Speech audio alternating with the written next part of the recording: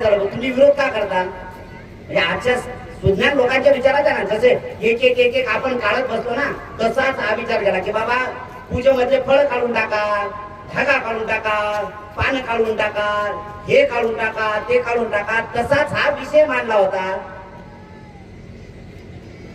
22 प्रतिज्ञा सुद्धा आता काढून टाका. संगराज रुपवतेला उठून मी विरोध केला आणि सांगितलं की माझा विरोध आहे तुमच्या बोलण्याला आणि तुमच्या सगळ्याच गोष्टीला विरोध आहे. बाळासाहेब बघत राहील. म्हटलं माफ करा की या मीटिंगला सध्या जवी पवार नाही, म्हणून त्यांच्या अनुपस्थितीमध्ये त्यांच्यावर मी टीका करत आहे. ते जर समोर असते तर मी त्यांनाही बोललो असतो. बाळासाहेब एकदम आहे, कारण वास्तविक आता बाळासाहेबांच्या अगदी जवळचे जवी पवार आहे. मी बोललो, म्हटलं काय काय मला विचारा. बाळासाहेब म्हटलं काय काय म्हणायचं आहे. म्हटलं हे सगळे साहित्यिक लोक आहेत. जवी पवार आहेत,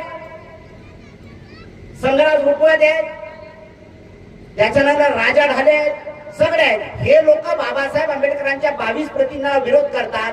मला हा प्रश्न करायचा आहे की जर जवी पवार साहित्यिक आहे, त्यांच्या घरात जाऊन बघा, त्यांची सून हिंदू देवाच्या देवाची पूजा करते.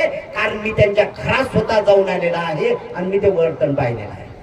22 प्रतिज्ञेची गरज कोणाला आहे? कोणाला आहे? त्याच्या पलीकडे सांगतो मी, जाहीर बोलत आहे, जाहीर बोलत आहे मी. त्याच्या पलीकडे सांगतोय, सीएल थुलाचं नाव ऐकलं का? सीएल थुल होते ना, आता नाही आहे, आता सदस्य आहेत ते. पहिले ज्यावेळेस त्यांची पत्नी मेली होती 2003 मध्ये, आणि पहिला स्मृती दिवस 2004 मध्ये माझ्या हातून करण्यात आला. घरी गेलो मी त्यांच्या, नागपूरचे आहे ते. एवढ्या यशोदा बिल्डिंग मध्ये होते ते, मंत्रालयाच्या तिकडे. मला कार्यक्रमाला बोलावलं, जेवायला बनवलं त्यांनी. मेथीची भाजी आणि चपाती बनवली होती, साधं मस्त. गेलो त्यांच्याकडे तर एक मोठी भली मोठी भगवंताची मूर्ती उभी होती आणि ते दरवाजाच्या बाजूला होती. चपला तिथंच काढायच्या होत्या. बाबासाहेबांची एक प्रतिमा होती ब्लॅक अँड व्हाईटची, ते समोर लावलेली होती.